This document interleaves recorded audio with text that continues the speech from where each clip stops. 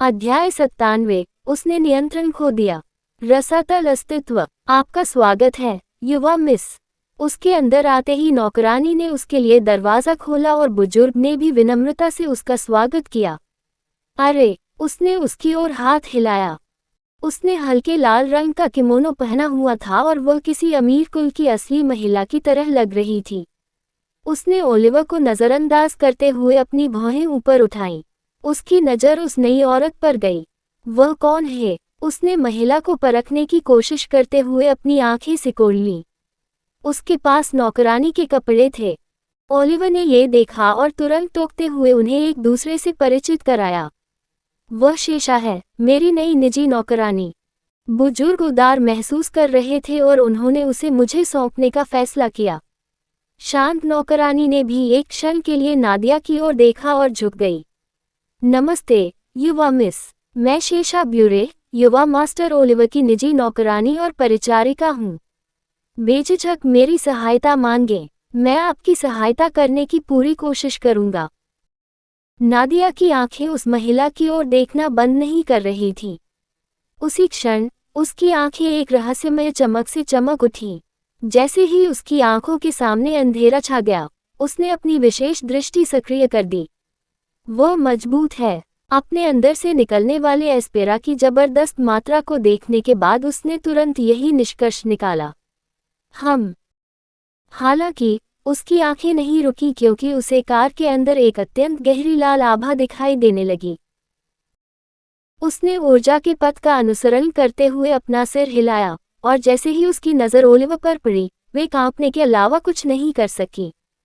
ठीक उसके बगल में वह शांति से बैठा हुआ उसे उत्सुक नजरों से देख रहा था।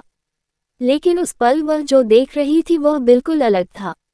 उस पल सामान्य आलसी ओलिवर के बजाय उसने कुछ और देखा। कुछ भयानक। सामान्य ओलिवर के बजाय जिसे वह देखने की आदी थी, उसका या उसके मानवीय स्वभाव का कोई निशान नहीं था, बल्कि उसकी आंखों के सामने जो था वह एक गहरा काला प्राणी था जिसमें बहुत गहरे लाल रंग की ऊर्जा प्रवाहित हो रही थी। ऐसा प्रतीत होता है कि यह आकृति अपने चारों ओर के सभी प्रकाश को अवशोषित कर लेती है, जिससे पूर्ण अंधकार का शून्य बन जाता है। गहरे काले शरीर में कोई स्पष्ट लक्षण नहीं थे, केवल एक अंतहीन खाई थी जिससे उसे ऐसा महसूस होता था मानो वह किसी दुस्वप्न की गहराई में देख रही हो। ये भयावह उपस्थिति इतनी तीव्र थी कि ऐसा महसूस हुआ जैसे हवा को ही कालेपन में खींचा जा रहा था, जिससे उसके चारों ओर दमघोंटू भय का एक खालीपन रह गया था। उससे निकलने वाली गहरी लाल ऊर्जा सिर्फ एक चमक नहीं थी बल्कि एक गाढ़ा, स्पंदित सार था जो जीवित लग रहा था। यह उसके रूप के हर इंच से रिस रहा था, एक घातक कोहरे की तरह बह रहा था। यह ऊर्जा गहरी, घृणित लाल रंग की थी, जो द्वेष और भय के साथ घूम रही थी। यह अपने स्वयं के खतरनाक जीवन के साथ धीमी गति से आगे बढ़ा, जिससे एक घिनौना मायाजाल पैदा हुआ जिसने इसके रास्ते में आने वाली हर चीज को खत्म करने की धमकी दी। एस्पेरा ने गाढ़े मियाज़मा के पास जाने की भी हिम्मत नहीं की, जैसे कि उसे इसके द्वारा भस्म हो जाने का डर हो। यह ऐसा था मानो दुनिया ने ही उसके अस्तित्व को स्वीकार करने से इनकार कर दिया हो, एक भयावह शून्य जिसने सभी जीवन और प्रकाश को विकर्षित कर दिया था। ये दृश्य अत्यधिक भयावह था। एक कच्चे, आदिम भय ने उसकी छाती को जकड़ लिया। गहरे लाल रंग की ऊर्जा उसकी आत्मा में समाती हुई प्रतीत हो रही थी, जिससे वह स्तब्ध कर देने वाले भय से भर गई थी, जिसके बारे में सोचना भी मुश्किल हो गया था। ओलिवर का एक बार परिचित चेहरा चला गया था, उसकी जगह इस फीचरहीन, पिच काली आकृति ने ले ली थी, जो द्वेष और निराशा के अलावा कुछ भी नहीं दर्शाती थी। अस्तित्व आदिम भय की परिभाषा थी। उसे देखना, उस अंधेरी ऊर्जा का एहसास, उसे ऐसा महसूस करा रहा था मानो वह एक अंतहीन खाई के किनारे पर छटपटा रही हो, अंधेरे से पूरी तरह निगल जाने से एक गलत कदम दूर। नादिया को महसूस हो रहा था कि उसका दिल अनियंत्रित रूप से धड़क रहा है, उसके कानों में खून तेजी से बह रहा है क्योंकि वह अपना संयम बनाए रखने के लिए संघर्ष कर रही थी। हर वृत्ति उसे दौड़ने के लिए, इस दुस्वप्न से दूर जाने के लिए चिल्ला रही थी, लेकिन वह अपनी जगह पर ही जमी हुई थी, उसके सामने के दृश्य के भय से फंस गई थी। उसकी आंखें धुंधली होने लगी थीं। दूसरी ओर ओलिवर ने उसे उलझन में देखा, सोच रहा था कि वह इतनी तीव्रता से क्या देख रही थी। उसे अजीब लगा जब उसने उसकी मृत गंभीर आंखों को देखा, जैसे कि वह उसमें छेद कर रही हो। जैसे ही वह अचानक भारी माहौल को उठाने के लिए कुछ कहने ही वाला था, उसने ठीक अपनी आंखों के सामने चांदी की चमक देखी। हथियारों के साथ लगातार प्रशिक्षण के कारण उसका हाथ अपने आप चलने लगा और जैसे ही उसने ब्लॉक किया, उसकी नई ताकत काम करने लगी।